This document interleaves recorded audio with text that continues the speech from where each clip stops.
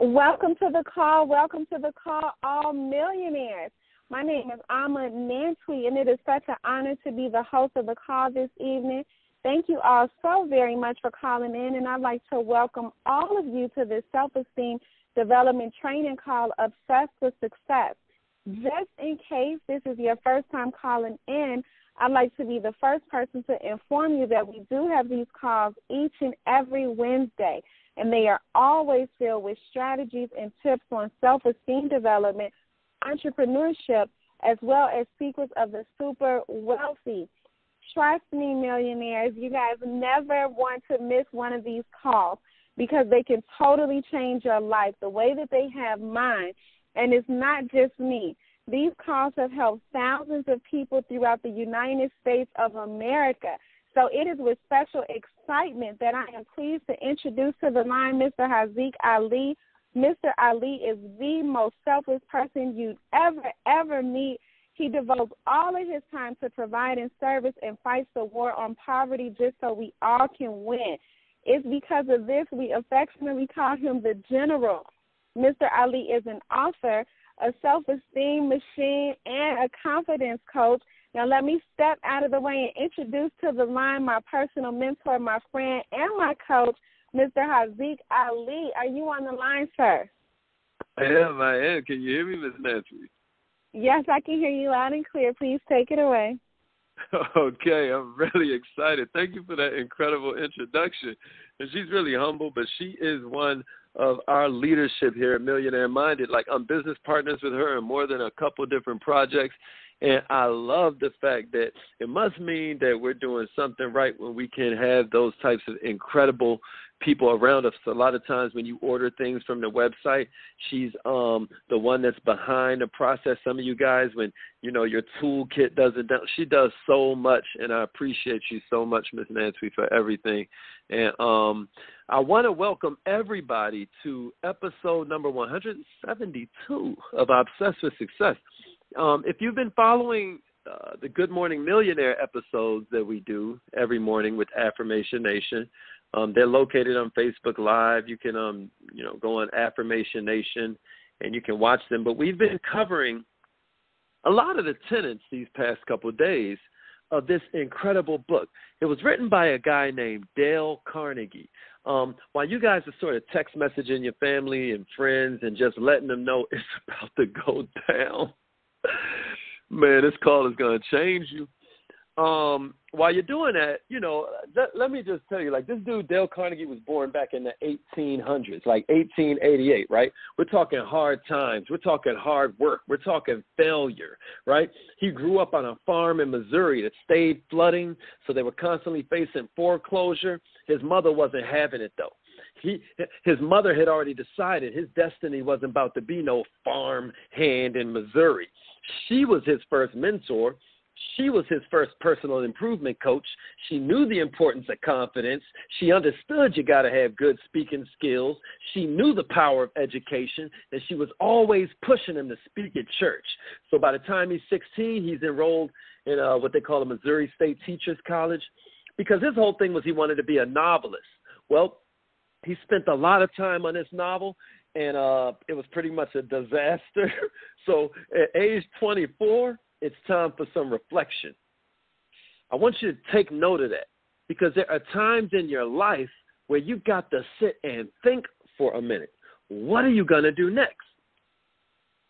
Well, Dale, at age 24, decided he'd do the next thing that came natural. He would teach public speaking.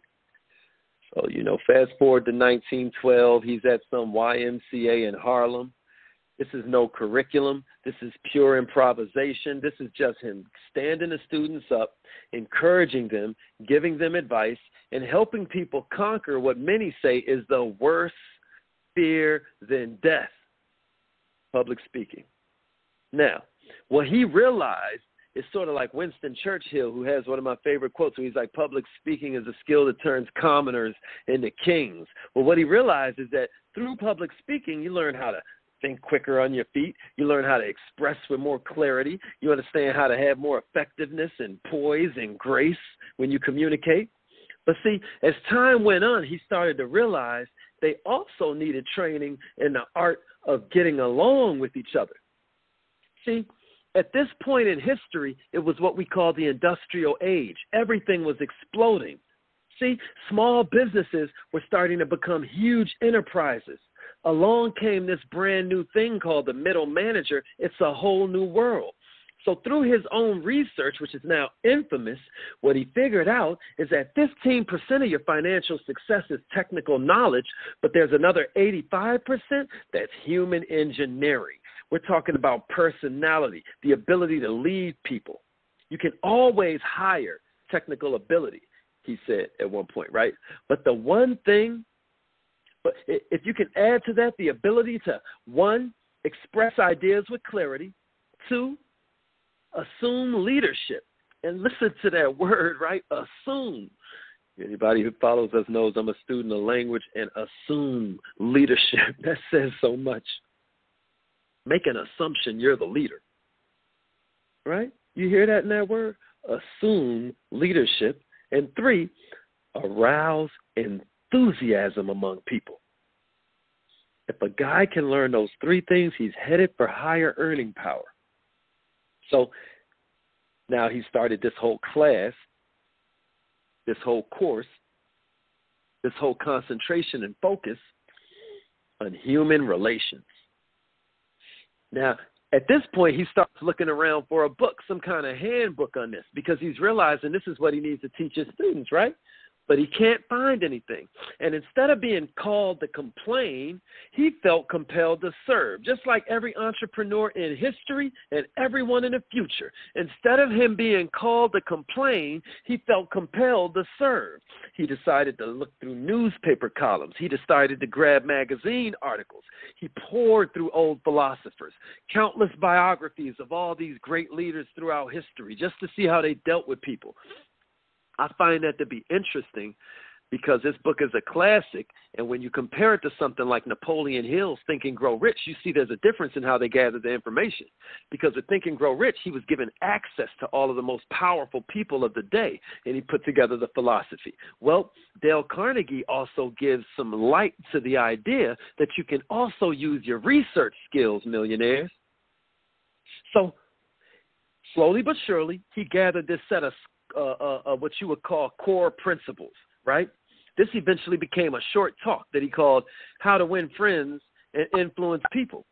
And for years, his students were thrilled to be working in basically the first laboratory humankind had ever seen for human relationships for adults, right?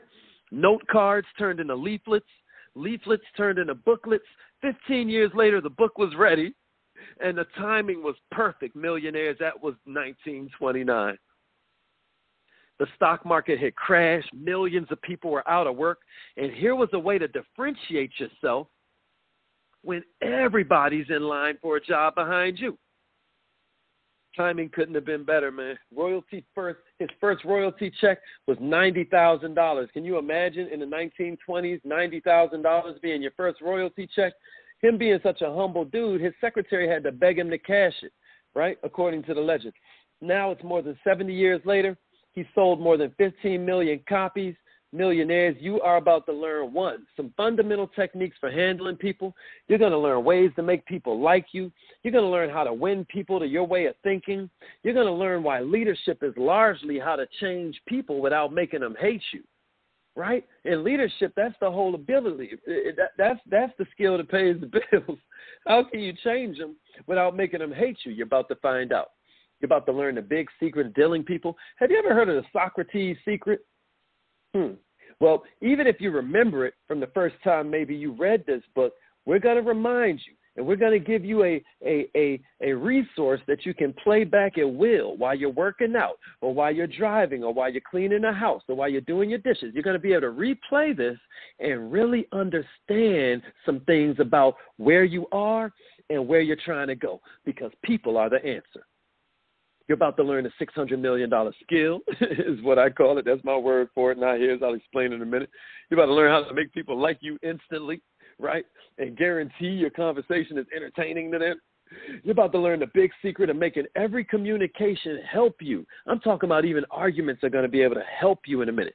You're going to learn what everybody wants. I'm talking about everybody on the planet, and that's just a little bit of it. Millionaires, I hope you're ready. I hope you had a chance to get the people you love, and that love you enough to be your study buddy, because this is going to be an information-packed episode of Obsessed with Success. So welcome to it. Okay, so millionaires, we're in the connection economy, and we're all agreed on that. So what if I told you that there is a book that's designed to help you with the fundamental techniques of handling these connections, right? So chapter 1 kind of talks about the following quote. This is what it all starts with. If you want to gather honey, don't kick over the beehive, right? Now, what does that mean? That means criticizing or condemning people is absolutely useless, since all it does is put the other person on the defense. He talks about how Benjamin Franklin started off like this tactless, kind of arrogant dude. I mean, you got to figure that's Benjamin Franklin, right? The only dude that's not a president yet, he's on the money, and look what bill he's on. Inventor of the fire department, inventor of the post office, discoverer of electricity, inventor of the bifocals, the Franklin stove. I could go on and on and on. The dude was insane. I mean, he was right almanac so that you know what time it's going to rain 5 years from now, right? But he had to learn tact. Abraham Lincoln, the same thing. Struggled with this concept way early in his life, but eventually he learned to never criticize anyone. Now, this chapter talks about how non-value adding it is, and I love that right? Because it focuses on what are you here to do? You're here to add value. How non-value adding is it to condemn other people and complain about other people? So this one is all about how he urges us to try your best to never condemn. Just attempt to understand why people are the way they are. We talked about that in that training about imagination, right? The highest use of imagination is empathy. The second one was the big secret of dealing with people. All right? Now, I think that's incredible because I'm a coach, right? And a lot of times when you're a coach, you are very passionate and you're very sure about the answer. You're very sure about the solution. But there's only one way to make somebody do something with a happy heart. You got to make that person want to do it. And the best way to make somebody want to do it is appreciation. Listen to the word. Just the fact, do you know what the house appreciates. If you pour love into it, it appreciates, right? Listen, Charles Schwab once said, according to this book, I consider my ability to arouse enthusiasm among my people the greatest asset I possess. And the way to develop the best that is in a person is by appreciation and encouragement. There is nothing else that kills the ambitions of a person as a criticism from superiors. I'm going to say that one more time. There is nothing else that so kills the ambitions of a person as the criticisms from superiors. Millionaires, I am speaking to you as a work in progress because I don't know how many people can relate to this, but my mom was super critical, and it just comes out. That's the way it was. It's like if she loved you, then you were going to get criticized. Now, if she didn't, then, you're not even there, right? And matter of fact, the funny thing about my mom, she would just see the best in you if she didn't know you. But if she knows you, and so I laugh at it now, and I'm still working on it. But boo, I'm better than I was. Listen, we're all works in progress. And so what you got to remember, too, is that this praise has to be authentic. Otherwise, you're going to do more harm than good. And here's the other thing. We talked about this in this other training we did on the 5-minute manager. I don't know how many of you guys remember that one, but in the 5-minute manager, we talked about how the praise needs to be specific. So you're not just saying something basic like, great job with that event. You want to be specific, like, I really liked how you and the team put together those packages. You not only had information that they needed to go home with, but you also had contact info. Great job. I love the way you guys were engaging with the audience. I love the way you made everybody feel welcome. You got everybody water. Great job. very well done. It's got to be from the heart. Otherwise, you're going to look like a loon. You're going to look like a fraud, right? The next chapter, I would say, would focus mostly on this whole premise that if you can learn to do this one thing, the whole world going to come with you. But if you can't figure this out, if you can't decide to prioritize this above a lot of other stuff, you're going to be lonely. And again, I guess you could sum this up with the word empathy. See, if you learn to look at things from the other person's perspective, you have an advantage over everybody else. They quote Henry Ford where he was like, if there's any one secret, right? Everybody got their own version of the one secret to them, right? But he was like, if there's one secret, it's the ability to get to the other person's point of view and see it from their angle as well as from your own. Millionaires, can you argue your opposition's point for them? If not, could it be possible you don't even understand what they're talking about? Now, a lot of times, those of us that are heavy in the self-improvement and you know, we're about our, you know, confidence building and self-esteem building, a lot of times we will try to force it on the people. And we see it don't work, right? But if we take the time to see it from their perspective, and that's been a theme lately, even on the Affirmation Nation trainings, because I want you to understand it like everybody, don't feel bad, but everybody's real selfish. All I want you to do is see that this is the best way to be selfish. Serve other people. I'm telling you, you got a much better chance of success if you'll just learn their perspective. So then we move on to the second part of the book, right, which is basically ways to make people like you. The whole idea behind this is that I figured we've been making friends since we were in elementary school. Who cares, right? But what he's talking about isn't just about being cool, making people like you.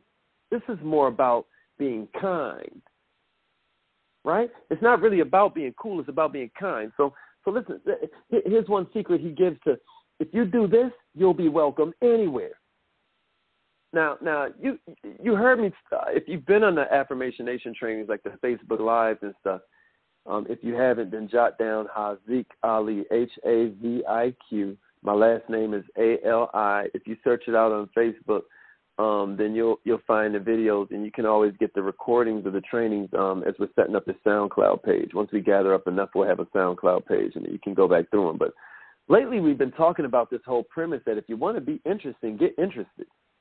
This morning I even talked about how a lot of times people go crazy because no one will listen to them. Why do you think people pay psychologists or psychiatrists? I always mix up which the one give you drugs, one tell you everything's going to be all right and that you're okay. Why do you think people go? It's because they're paying. Why do they pay all of this money? It's because finally somebody is listening to them. We all know people who love to talk about themselves. We all know people who could care less about you or anybody else, right? I bet you it's also safe to assume you don't really like being around those people. Those aren't your favorite people to be around. So why not make sure we're not those people, right? Another thing that they talk about is how you always got to greet people with enthusiasm. I got a thing for giving people nicknames and stuff, you know. And it'll be so funny, like eventually they'll just take it on or they're just like, right. But you know, be a character. I mean, everybody does this on planet Earth that's making any money. Stop looking at yourself as just an educator, because we always talk about how as entrepreneurs we're educators. That's our first job. Of course. But remember, the first education was the story. Remember, the first form of education that was ever given us was storytelling, right? The campfire or these drawings on the wall. Well, why do stories work? Stories work because you find yourself relating to the character. And then the character's facing some drama. Well, what's drama? Drama is something trying to keep that character from its goal. Okay, so now you're relating to this character. This character got something stopping it from its goal. You relate to that because something's stopping you from yours. And then what happens when that character serves the problem? You learn how to solve yours. It's the first form of education, but it's all based around you entertaining. The story is entertaining. It's animated. You're not just in education. You're in entertainment. Get excited. Get charismatic. This is especially for anybody that's listening to my voice who teaches or trains other people. You got to care for them. You got to respect them. But chances are they don't care nothing about you. You got to engage with them. You got to entertain them. But chances are somebody else is doing that and they got their attention, not you. Here's how you make a good impression, right? And I mean, it's instant. It's like,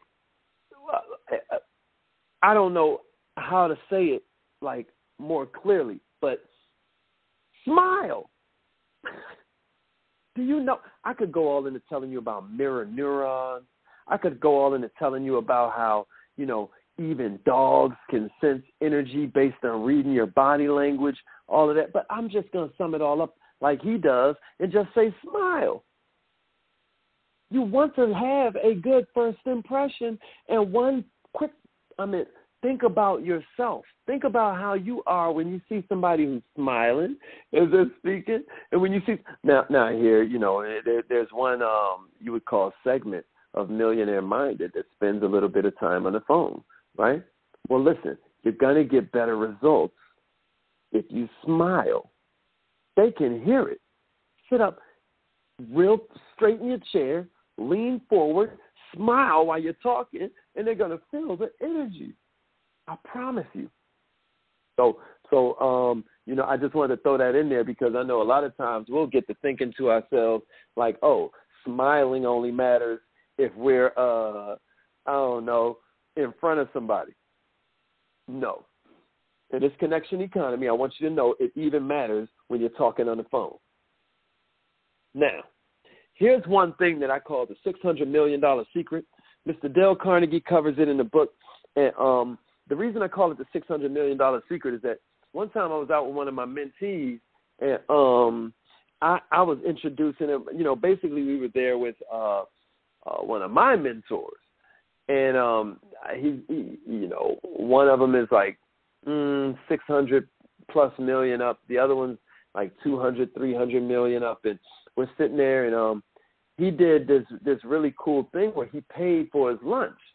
And so I remember a couple weeks later, we were in the same space, and I said, man, you got to go introduce yourself because, and so I called myself kind of edifying, like, hey, man, this is the guy. He's like, oh, man, I remember, you know, and his name was Tony. He's like, I remember Tony, the school teacher. He down there in Mississippi. It blew me away because I know how many people this man meets. It blew my mind. But then it's like when you study him, you'll find that all these people have been with him for 20 and 30 years. All these people from all over it's just amazing. This is, they talk about how Bill Clinton, he never forgets a name. I mean, if you look at, in the book they were talking, obviously they weren't talking about Bill Clinton in the book, but I'm just sharing with you that the whole skill, I think the way they described it was maybe JFK. You know, but politicians are incredible at remembering names. Some people even write down the names in the book, you know, when they're leaving a place, so they write down some fact about the person on the back of their business card, right? Another trick you can do if you want to remember names is you can put the name in a conversation. So you say the name a couple times. That way it brands into your name. Like, so your name is Michael. Oh, it's nice to meet you, Michael. So how long you been living out here, Michael? You see? And the next thing you know, it's going to be jammed into your head. So really play with these different tricks. And maybe we'll go over some on Affirmation Nation. But the whole idea is that I remember growing up seeing my daddy, and me and my brother would always laugh because we could tell when he ain't know somebody because they'd be Chief. Like, hey, Chief. You know what I'm saying? Hey, Chief. And we'd be like, okay, you know. So my point is that I used to almost think that was cool. Not saying that my daddy thought it was cool or that he was indifferent about it. I'm just saying I used to think that was cool. It's not. What's cool is getting to know their names. That is the sweetest sound to any person in any language. their name. I'm talking about you'll be in a party. They call it the cocktail party effect. You'll be way across the room. Somebody say your name, you hear it instantly, like boom, ding, ding, ding. Like, right? Okay. So here's an instant way, since we're still on how to make people like you, that you can become a good conversationalist. Remember, I promised you something like that. Listen, if you want to be a good conversationalist, if you want to have people enjoy being around you, if you want to make sure every conversation, even an argument, strengthens the relationship, be an attentive listener. People, if you will just get in your mind that other people are cool to you, they're going to be like, dang, you got good taste. You see that? We both agree on something. We like me. You see that? You got to be interested. Stop trying to be so interesting. Now, here's some other ways to kind of like get interested in people. You can encourage people to talk about themselves and their accomplishments. Oh, yeah? Man, how'd you do that? Wow! Right? Another one you can do is like, and this is going to sound crazy. I don't want to give it away out the book, because, but how about when people are talking, look at them? Little news flash. If you're looking at Instagram while the person's talking, you might not be listening, and they might get that vibe, right? Be a good listener, and what's more, encourage them to talk about themselves. Man, they're going to love you. You want to find out how to interest somebody? Listen, find different ways to connect with them. Find out what they're interested in. If you want to interest them, doesn't that make sense? I just feel like it takes us reprioritizing what the purpose of a conversation is. Like, what is the whole purpose of you interacting with this person? So how do you make people like you instantly? Well, it's easy. You make them feel liked first. Make them feel appreciated. Make them feel important. Whatever you want, make sure you give it.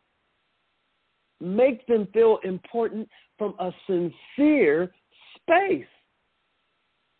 Because if you can see greatness in other people, it's a sure sign that you see it in yourself. And if you can see it in yourself, I guarantee you that you're not a hater. Whenever you're feeling unappreciated, I remember one time one of my mentees was kind of breaking down how a bunch of these people in a certain organization didn't seem to ever invite him out, or they didn't seem to tell him when anything was going on. And I was like, hey, did you invite them anywhere? It's like you just saw the light bulb go on in his head. Sometimes we're waiting when it's our move. And that goes for God. That goes for friendships. That goes for that's why I love that phrase, assume leadership. How about you assume leadership? Just assume it's yours. Assume that if it's going to be, it is up to me. So then we move on to the next part, and it was like how to win people to your way of thinking. How to win people to your way of thinking. Millionaires, you can't win an argument. It's impossible. We said it this morning. The only way to win an argument is to avoid it, to walk away, right? So far we've been talking about how to be a more likable and friendly person, but here's where it starts talking about how to be a more influential person.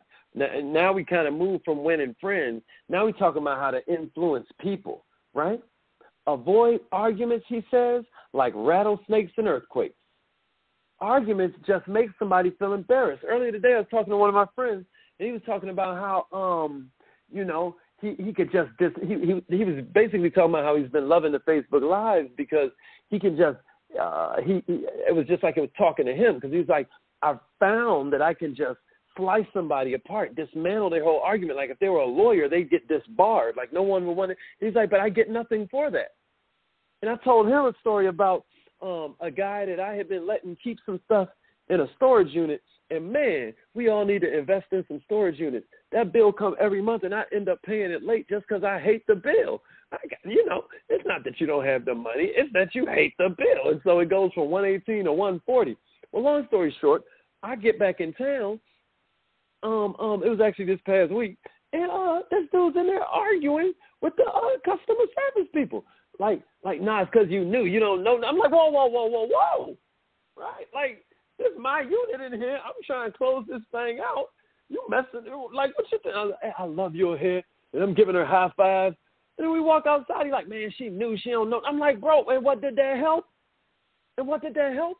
And then he's an actor, so I was able to speak to him from the basis of, like, first of all, you're way greater than this. And you're going to have to deal with networking the rest of your life. You got to make people like you. It's okay. And here's a little secret, millionaires. It's okay if you don't like them.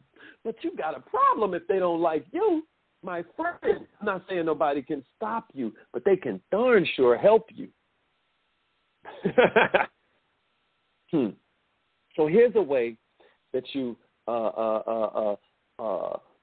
avoid making enemies. Don't tell people they're wrong. Matter of fact, one definition of charisma is making sure they're never wrong, making them always right. Dale Carnegie's advice goes, if somebody's making a statement and you know it's wrong, say, well, now look, I thought, otherwise, but I could be wrong. I remember one time I was talking to my mentor guy. I was just now, actually, the other guy I was just talking about, the one I call a $600 million man, and we were talking about how Warren Buffett's wealth had went up due to this Donald Trump guy, and I named some bank, and he said, I was like, this one bank was responsible for like this crazy increase just in the first 90 days, and he was like, oh, well, no, it was actually this other bank. Now, I know, you know what I mean? All right. But you think I'm going to say something? I'm like, you know what? I think you're right. I'm tripping. Because guess what? Ain't what I look like, what I get for that? Correcting him. Let's think. So, I just wanted to throw that out there. And with that said, the next chapter kind of talks about if you're wrong, admit it. Now, listen, we know it can get hard. The bigger the ego, the smaller the self-esteem, though, millionaires, right? And the smaller the self-esteem, the bigger the ego. The bigger the self-esteem, the smaller the ego, right? So listen, if you're wrong, admit it. That don't mean you ain't still got you a bad boy on your wallet. Or I don't know how many of y'all know Pulp Fiction, like Samuel Jackson's wallet. Anyway, I'm saying you still are her. I'm talking about you still a diva. You still a boss. But admit when you're wrong. That makes you bigger, not smaller. Trump is becoming not that, I don't know who everybody supports, but it's becoming a laughing stock because it's not physically possible for him to admit when he's wrong. I just want to say now, I know that it sounds simple, but listen, don't dance around it. Don't try to sugarcoat it. You want to talk about Donald Trump and how he's just a master persuader. You want to talk about influence.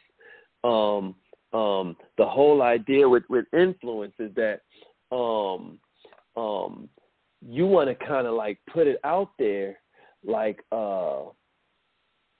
your whole vibe is that I don't know how many of you guys remember this big thing in the beginning of the debates when I forget her name. I think it was Megyn Kelly, and she was like went at Donald Trump about his offensive comments about women, right? And what he did instantly, it was just amazing. What he did instantly was he said only Rosie O'Donnell, right? Oh. And so I'm saying that to say that, like, he didn't try to sidestep it. He didn't try to it was so brilliant, and most people missed it. This guy is because, if you can control the visuals, you're mastering all of the senses. So when he threw out there only Rosie O'Donnell, it was the perfect sort of caricature for everybody, but he didn't sidestep it. So my point is that he didn't necessarily admit he was wrong because he's notorious for not being able to. But in that moment, it was brilliant in terms of him being able to persuade and get people's emotions riled up and give them images to focus on so that they're completely misdirected from his nonsense. Is oh man. So when you're talking about this influence side of it, you got to remember it's always a drop of listen. The way Carnegie puts it in the book is like, if your temper is aroused and you go off on somebody and tell them a thing or two, you might feel good afterwards, but how does that person feel? Do they want to agree with your points after you embarrass them and attack their pride? In other words, it's way better to be kind than to feel all cool. Even when somebody wrongs you or upsets you, listen, when a person deserves love the least is when they need it the most. He was talking about how this one guy needed to get his rent lowered, and he couldn't afford it. So instead of going in trying to, like, argue and talk about how ridiculous this rent hike is, he went in there instead and said, man, I really love these apartments, and you're doing an amazing job running the place. But, you know, I want to stay another year, but I just can't afford it. You know, now this was a notoriously hard to deal with landlord, according to Carnegie. But the whole idea was that, boom, he got a lower, more affordable rent. So the whole idea is that you want to be getting friendly. You guys ever heard of the Socrates secret? You know Socrates is one of the most, this guy changed the course of history, right? But his secret is that he would never be, and it's so funny, I see it in my mentors, like they may start off kind of like a presentation by saying something like, everybody needs money for retirement. Can we all agree with that?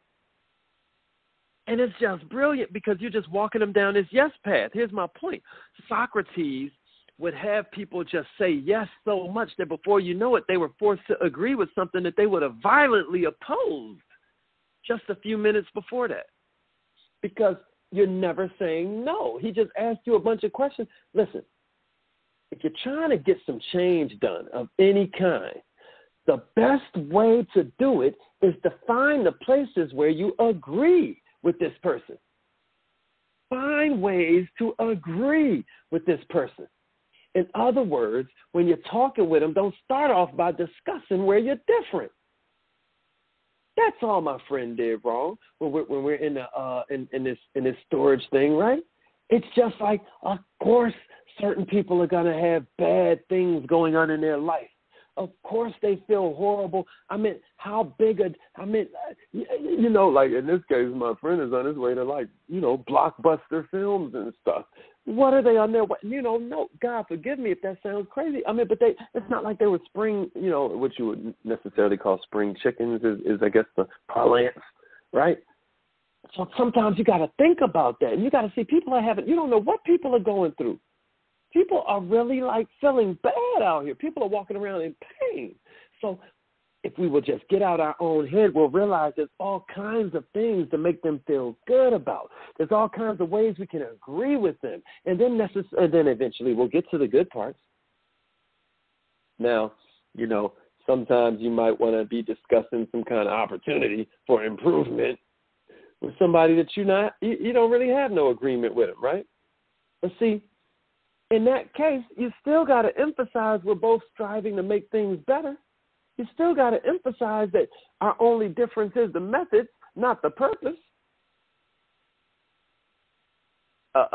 You know, anything you can do to get them saying yes and yes and yes, just write that down in your notes, because we're talking influence. Another thing is that I don't know if you've ever noticed when you call customer service and you go in, you know, because obviously while you on the phone with customer service, something went wrong, right? But what are they trained to do? They're trained to let you just go in. They're trained to let you go in. And this is one of those times where you remember, you know, that God gave you 2 eyes, 2 ears, and 1 mouth. That means you should be looking and listening twice as much as you talk. Ain't that true? So even if you disagree with them, don't interrupt. And that is my Achilles heel, because I'm only human, but I'm going to get better. About to give y'all an excuse on the training about not having excuses. No, I wasn't. The devil is a lie. All right. So here's a way that you can work this book? Because, to me, this is one of those books you got to keep on going back to, every 18 months. Remember, it's not who reads the most books the best. It's who reads the best books the most, right? So I just want you to know that, like, we're all works in progress, so don't feel any kind of way. So here's a formula that they use that, maybe I kind of like my way of putting it, the way I put it earlier today was that nobody cares how much you know until they know how much you care. And what I find throughout this thing is that Carnegie kind of repeats the same points over and over and over again. And it's a good thing because he's really driving home how important this is. It's almost like he knows that we still won't get it. But the whole point of this formula is that, listen, don't condemn people. Try to figure out how you can understand where they're coming from. Because to know, you ever heard somebody say, to know me is to love me? Well, listen, to know anything is to love it. On some level, once it enters your consciousness, you have love for it because you have love for yourself. And everything in your consciousness you chose. I'm not trying to get all metaphysical. You're like, that ain't in the book, Haziq. Right, but I'm just saying. I'm just trying to help you understand that, like, to know something is to love it. Get to know where this person's coming from. It can only help you when you have to deal with somebody else who's like that or this current situation. Because I know sometimes we'll throw it off to the side because we're like, I'll never have to deal with this person again. I could care less. Yeah, but listen, God will never fail you, but there will be a retest. 3/4 of the people we meet want or need sympathy. That's what everybody wants. Everybody. Here's a magical phrase. I love this. Listen, when somebody's going off on you, if you use this phrase right here, you won. Listen to this. And I mean, you can put it the way you want, but I'm just giving it to you how they give it to you in the book. I don't blame you one iota for feeling like you do. If I were you, I'd probably feel the same way. Listen, you can say this with 100% sincerity because if you truly were that person with their mindset, with their feelings, with their background, you really would feel that way. The reason you don't is because you got your upbringing. And so you're thinking to yourself, because you seem kind of stupid to me. Nah, it wouldn't seem stupid to you if you were in their shoes. The reason that we find things to be crazy is because we have no idea why the other person's behaving like they are. It's just like why we call things magic. As one of my favorite futurists, Clark famously said, any sufficiently advanced technology is indistinguishable from magic. Well, listen, when you're trying to observe their magic, it's a little bit advanced for you because you have no enlightenment in that area. Stop looking down on them and realize you could look up and learn something if you look for God when he's speaking. Now, with that said, I don't think that you condone people's nonsense. I don't think that you have to agree with what their self-destructive behavior and just, destructive behavior. But what we're saying is that condemning helps nobody. So if you were to move on, since we're still talking about influence, do you realize that people have, and this was J.P. Morgan who famously said this, right? Most people have two reasons for doing something. One that sounds good, and then a second one, their real reason, right?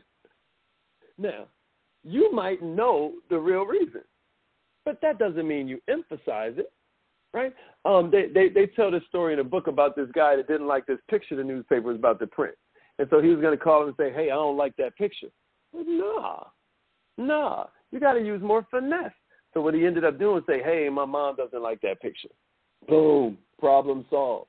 Because he appealed to a nobler motive, is what the book calls it. In other words, you're talking to their higher self. You're talking to their future self. You know, we talk about how if you were to make decisions like your future self, you probably would make better ones, right? Think about your future, better, bigger self. Think about the version of you that's 10 million up, that's 50 million up. How would they respond to this? Pretty interesting. Pretty interesting. So I feel like if you get anything from this chapter, then what you want to do is make sure you're dramatic. You want to make sure you're interesting, that you're vivid. You got to use showmanship. You know, if you're trying to convince somebody to do something, you know, you could talk it out or you could act it out. You could say it yourself or you could use stories.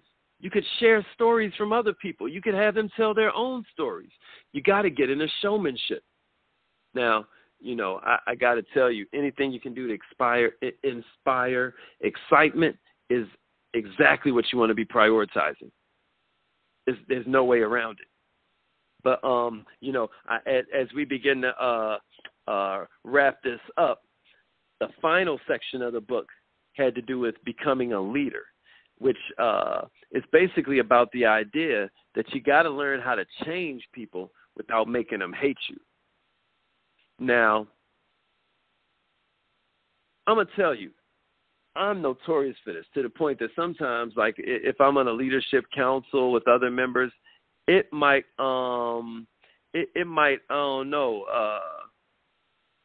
create a weird vibe between you and the other members, because I'm just not somebody that's blaming. If you're going to find fault, where you want to find fault is in the mirror. Millionaire, if you're deciding to assume leadership, then that means the buck stops with you. Everything that happens is your fault. I hope that makes sense.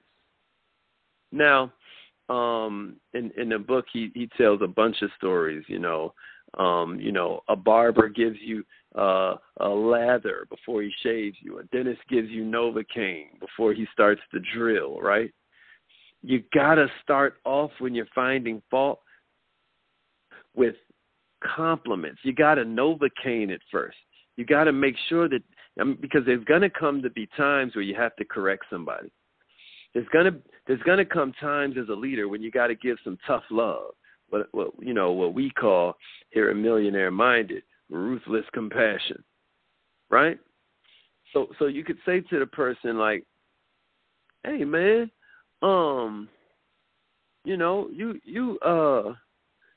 those shoes are nice, but that color is what were you going with, right? Nah, because once you say but, you canceled out everything that just now happened. So instead, maybe you say the same thing, but it's like, those shoes are nice, and what other colors do they have, right? Or a lot of times instead of using but, you can use yet or and. The whole point is that if you are talking to them about something that is sort of like a painful kind of side of the conversation, you got to start. We call it the compliment sandwich a lot of times. You start off with a compliment, then you give them the sincere opportunity for improvement while making sure you make it sound easy to change, right? Show them the easy button, and then you end it off with another compliment.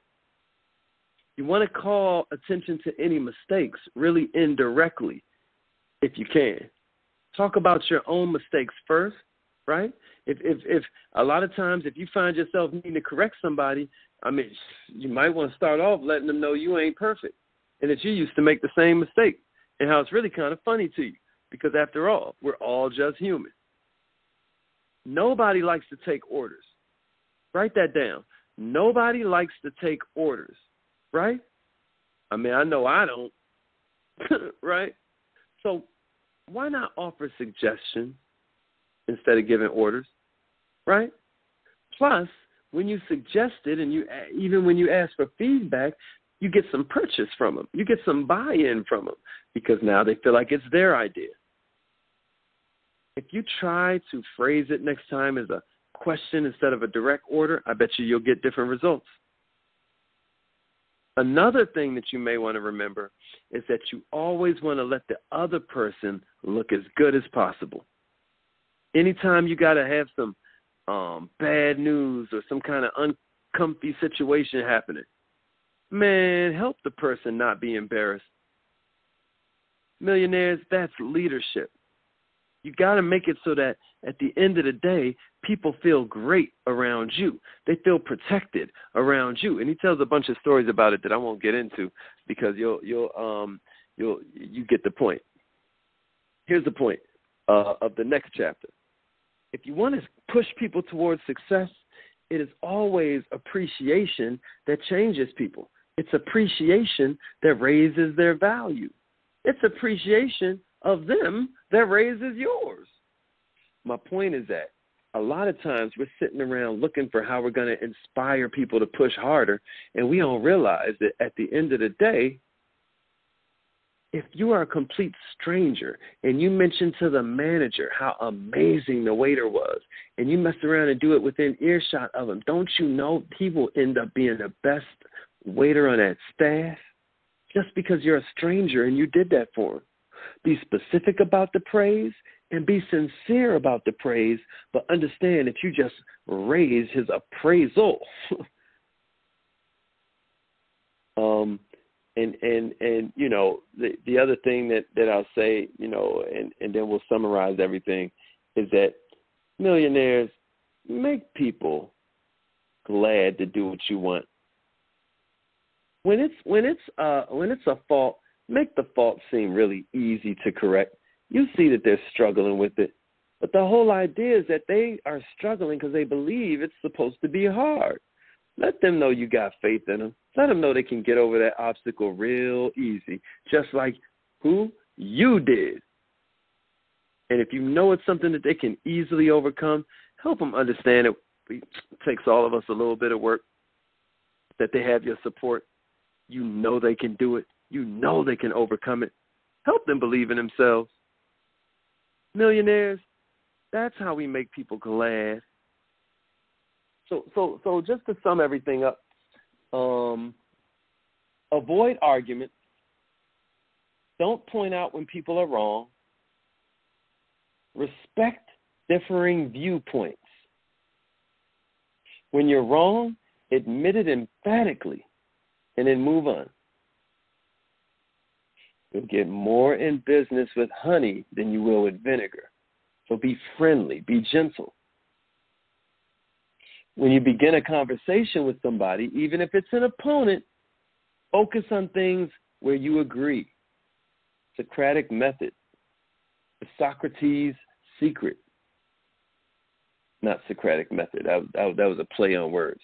But here's my point. Let the other person talk more than you do. Listen fully. Another point we covered is lead people to the conclusion you want by making suggestions, but let them feel like it was their idea. Try honestly to see from the other person's point of view. Believe people are really just basically good and honest. That's so important. Believe people are mostly good and honest. Use showmanship or dramatic techniques to sell your product.